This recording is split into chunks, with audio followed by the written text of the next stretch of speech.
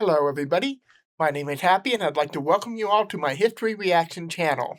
Today we're going to be continuing with the Napoleonic Wars. Specifically, we're going to be taking a look at Napoleon invading Russia in 1812. This is a pivotal moment in Napoleonic Wars history. I think most people are aware that this doesn't quite go the way Napoleon hopes it will. Quite the opposite. Russia, with the help of their faithful ally, the Winter, pretty much send Napoleon and his Grande Armée packing. Let's see how this actually plays out, learn a little bit more about the details of how all of this works out. As we kind of mentioned in the previous video, we're in 1812 now. There is a lot going on in the world in 1812. At the same time this is taking place, Wellesley, the Duke of Wellington, is making his move in the peninsula, trying to retake some of the territory that had been lost in Spain and Portugal, and basically make life miserable for the French there. More miserable than it already was with the Spanish and Portuguese rebellions going on. Likewise, the United States had just declared war on Britain, the War of 1812. So Britain is now also fighting a war on two fronts, just like Napoleon now is, with 250,000 men, give or take, tied up down in the peninsula, and then the rest of his army, plus a bunch of people that he picks up from other countries that he'd taken over, heading into Russia. So this is really going to be interesting. Let's see how all this plays out. For some reason, I thought we were going into the Imperial March, which I think would be really appropriate for this. One must never ask more from fortune than she can grant. Very true. Napoleon Bonaparte.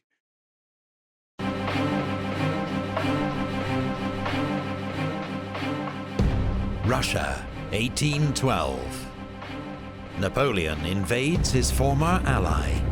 White the Russia, largest army Belarus. Europe has ever seen. But for the French Emperor, the decisive blow remains frustratingly beyond reach. Russia's resilience is unlike anything he's ever encountered.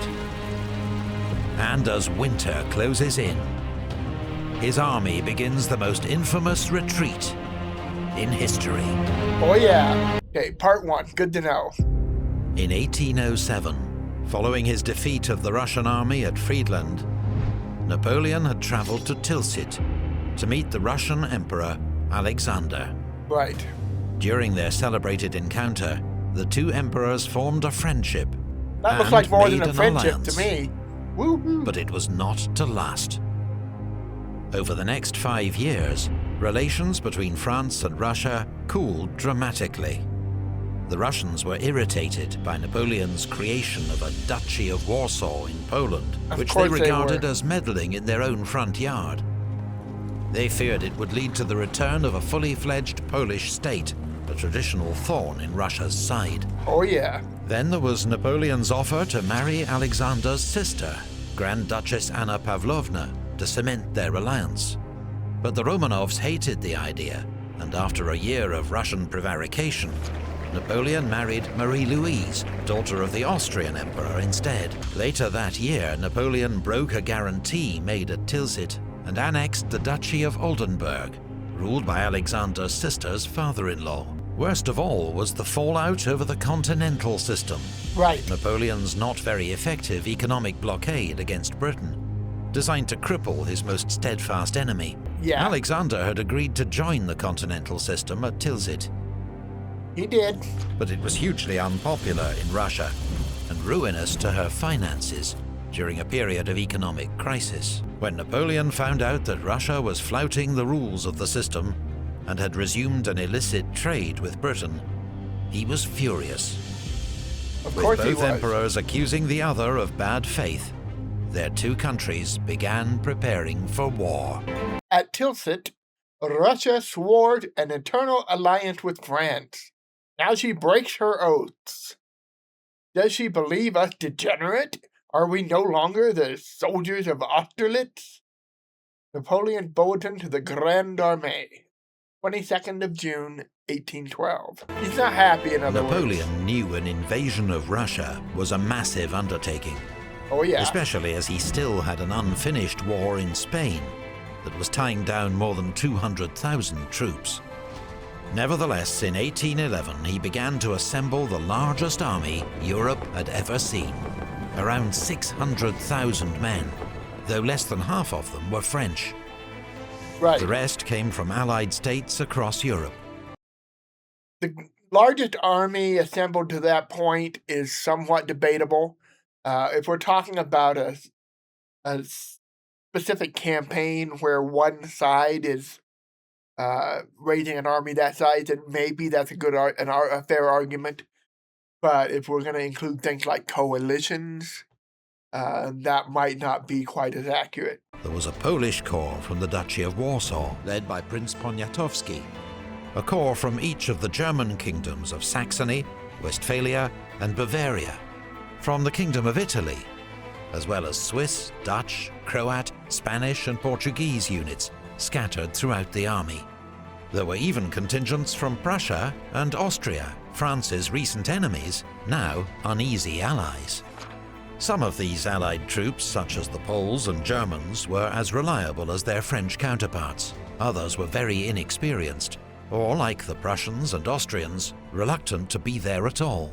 Right. This gigantic formation... Yeah, I mentioned this in the last video, but by this time, some of the higher-ups in Prussia were already looking at ways to strike back at Napoleon. So relying on Prussian forces is kind of risky at this point. ...was deployed in 3 armies.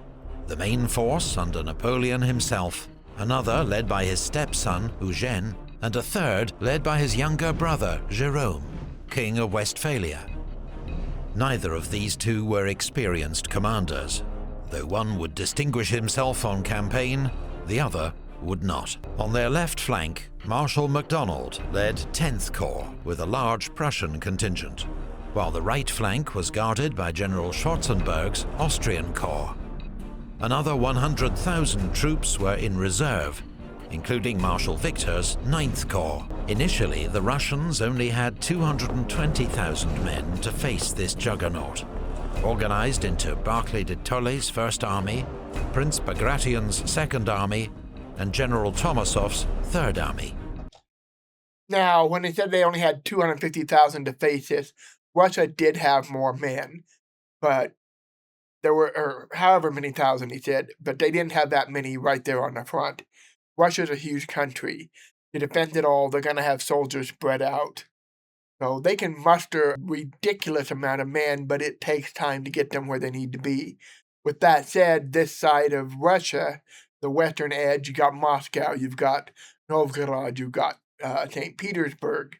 All the major cities are going to be here in western Russia. There's a few in the eastern half in Siberia, but a vast majority of Russia's population, a vast majority of their industry, it's all in this area. So that's where a vast majority of the ready forces are going to be.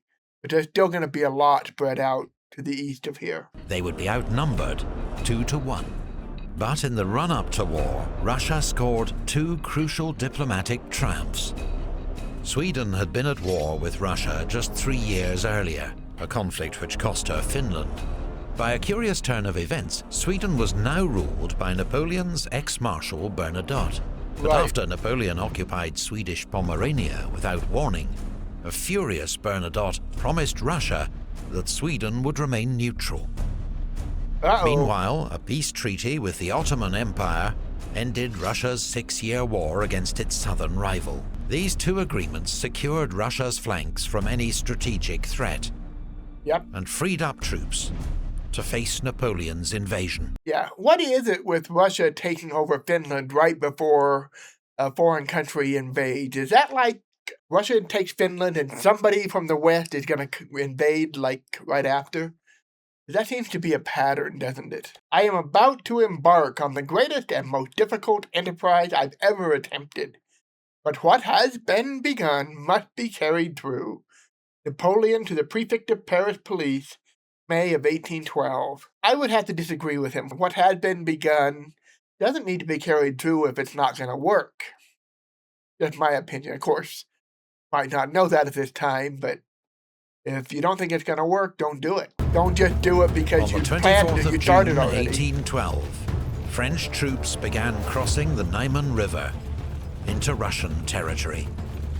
The army was so large, the crossing took 5 days. Napoleon's plan was to attack north of the impassable Pripyat marshes and defeat Barclay's army, while Jerome pinned Bagration in place.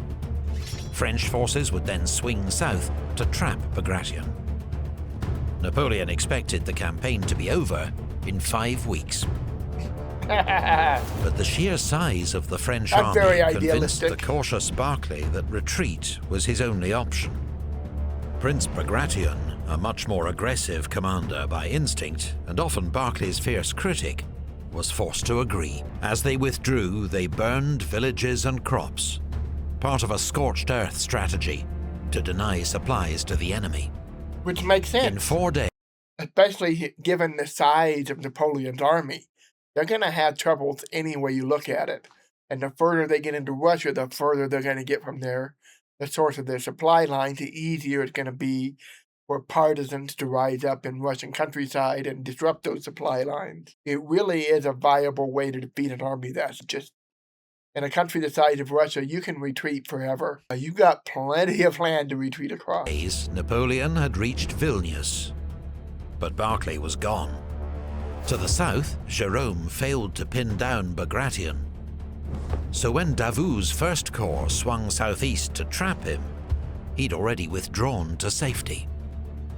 Napoleon's younger brother was out of his depth. Stung by the Emperor's criticism, humiliated when his troops were put under Marshal Davout's command, he resigned his post and returned to Westphalia. The campaign was already beginning to expose serious flaws in Napoleon's plan. Knowing his troops would struggle to live off the land in this impoverished region, he'd organized huge supply depots and transport units to feed the army, but wagons rolled slowly along Russia's bad roads, which were turned to rivers of mud by summer thunderstorms. The army had to make frequent stops to allow its supplies to catch up. Bad news for Napoleon's plan to catch the Russians, but a much-needed relief for the many thousands of young conscripts in his army, not used to hard marches day after day. Many were soon dropping out with exhaustion. Others deserted. There were also huge problems of command and control over a vast multinational army that was 3 times bigger than any Napoleon had commanded before. La Grande Armée, once famed for its speed of maneuver, had become a lumbering beast. Yep. After a pause to rest and regroup at Vilnius, Napoleon resumed his advance. Barclay continued his retreat to Vitebsk, where he hoped Bagration's Second Army would be able to join him. But Davout blocked Bagration's path at Sultanovka, forcing him to make for Smolensk instead. At Vitebsk, Napoleon clashed with Barclay's rearguard, but once more the Russians escaped, after setting fire to all the stores they couldn't take with them. Meanwhile, 300 miles away, on Napoleon's southern flank, Russian Third Army attacked and defeated the Saxon Seventh Corps, forcing Napoleon to divert Schwarzenberg's Austrian Corps to their aid. By the end of July, Napoleon had advanced 250 miles into Russia, much further than he'd planned. And the long marches in extreme summer heat continued to take a heavy toll on his men. Without fighting a major battle, the army had already suffered 20% casualties from exhaustion and illness, particularly typhus and dysentery. The army had entered Russia with 250,000 horses. Typhus and dysentery you'll see in the records a lot during this period, from the Revolutionary War in the United States all the way up to the Civil War and beyond. It's a common disease combination that you find in military camps or in situations of famine, extreme fatigue.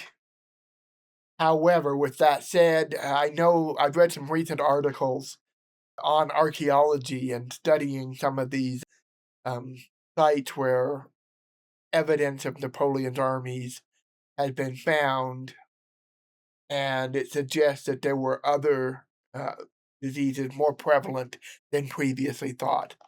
So while those two are absolutely going to be there, there is evidence that there was far worse there and in greater strength than had previously been believed.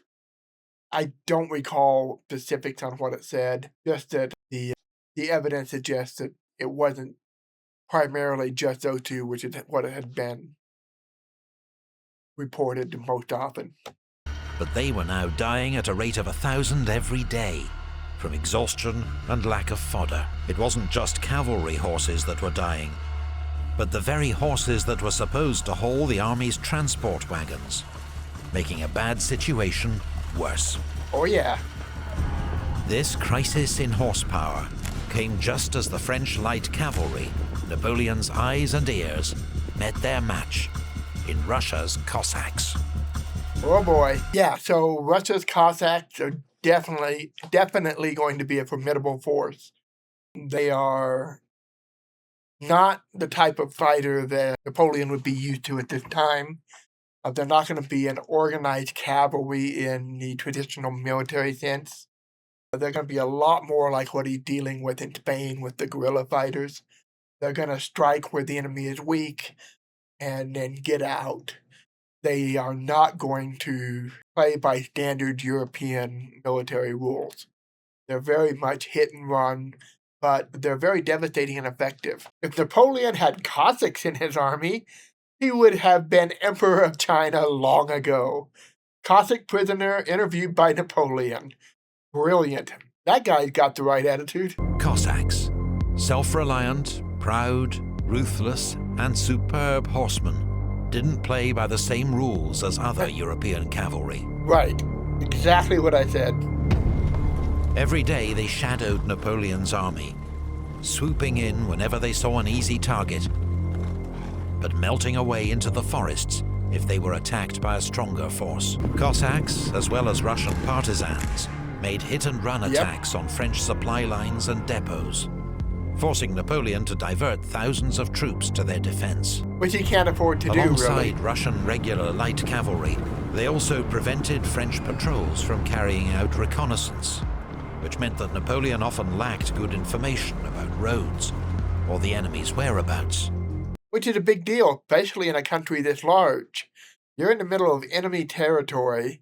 It's a huge country. You could have enemy forces approaching you from any direction. Not having those scouts safe out there to keep you informed had to have been maddening for Napoleon. It really had to be. Napoleon stayed 16 days at Vitebsk, resting his troops and considering his options. Among his many mounting concerns was the security of his long, exposed flanks. Right. But at Vitebsk, he received news that Schwarzenberg had defeated the Russians at Gorod. A week later at Polotsk, a French Bavarian force fought Wittgenstein's Russian First Corps to a standstill. Napoleon's flanks were secure, for now. For now. Good point. Although his main force had been reduced to less than half its original strength, Napoleon decided to push on to Smolensk. Yeah. Try to force the Russians into a decisive battle for the city.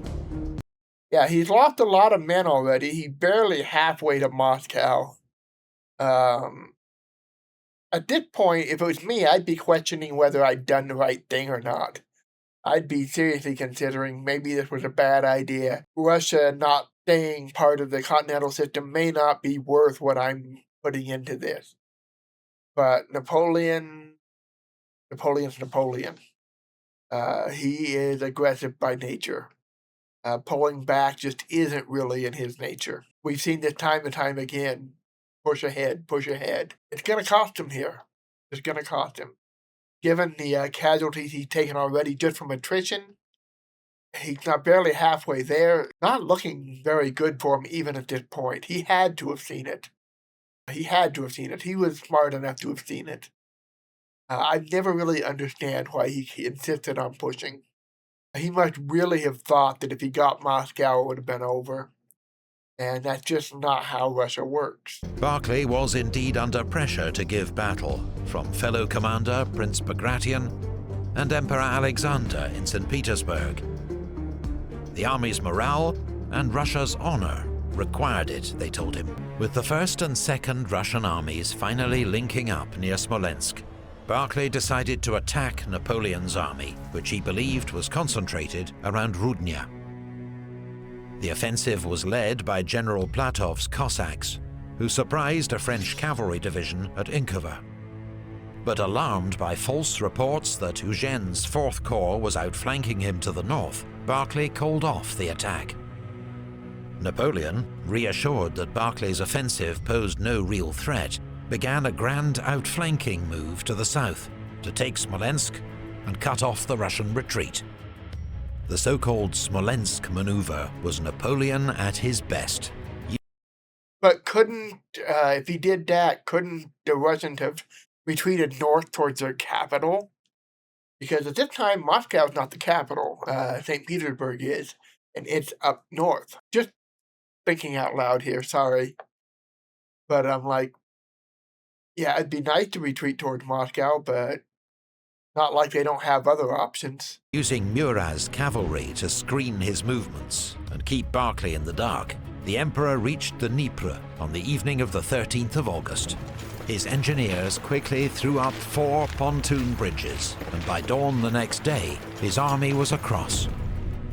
Marshal Davout led a second column across the river at Orsha.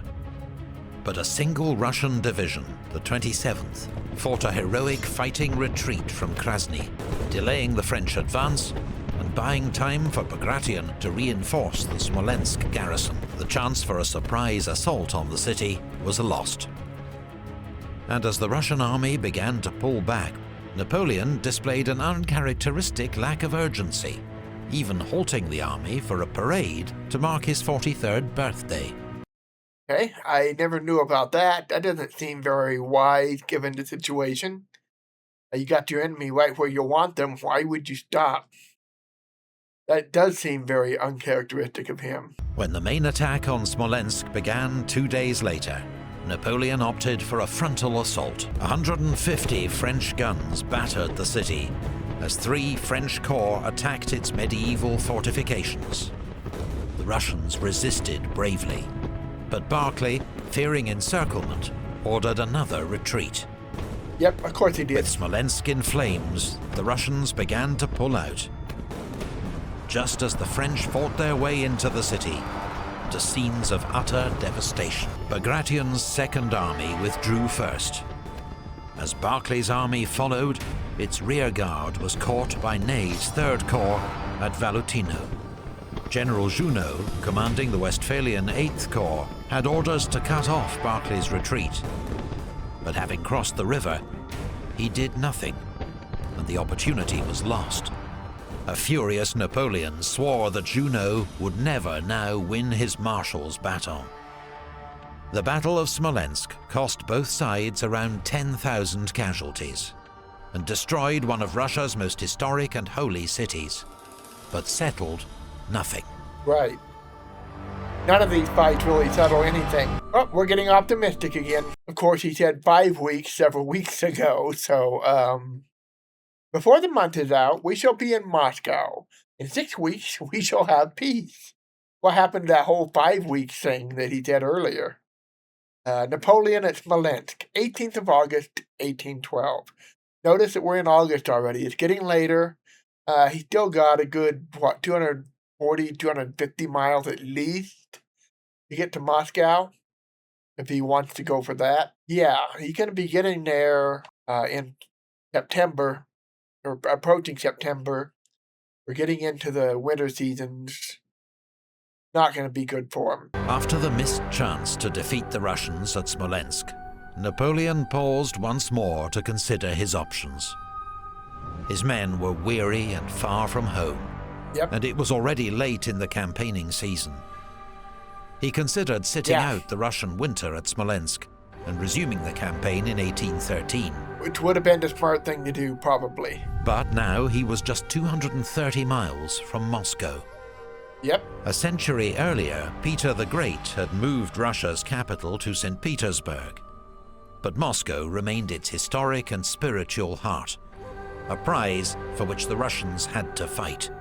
They had to fight, but historically, taking Moscow is not going to take them out of the fight. All that's going to do is rally the Russian people. We see that in the time of troubles when Poland takes Moscow. We see a popular uprising of the Russian people, joining forces in Nizhny Novgorod to come liberate Moscow. Taking out Moscow is just not going to do what Napoleon seems to think it's going to do. Napoleon, always a gambler, decided to push on. The Russians faced their own dilemma. Emperor Alexander had experienced a kind of religious epiphany that summer and rallied the Russian people to the country's defense, describing the war with Napoleon as a war to save Holy Mother Russia from the Antichrist. Yeah, and at the tomb of Alexander Nevsky, that is a powerful association. Alexander Nevsky was known to be a great protector of Russia, although this would have been before we really had a Russia as we know it now. He was primarily associated with Novgorod, up in the north, around where St. Petersburg is now. But yeah, he defended them against the Northern Crusade, the Teutonic Knights, the Livonian Order, as well as from the Mongol hordes. That region, Novgorod, is one of the regions that comes through the Mongol invasion fairly intact.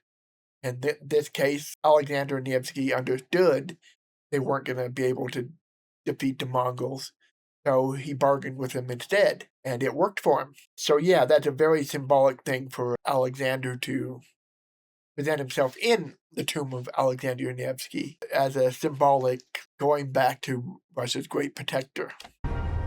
For months, the emperor had received conflicting advice to stand and fight or retreat. Now he decided change was needed. The cautious General Barclay kept his job, but the emperor summoned General Mikhail Kutuzov to take overall command of Russia's armies. Kutuzov had been beaten by Napoleon at Austerlitz 7 years before, but he'd since won several victories against the Ottoman Empire and was a true Russian, loved by the troops. Although Kutuzov agreed with Barclay's strategy of delay, he saw that constant retreats were destroying the soldiers' and the nation's morale.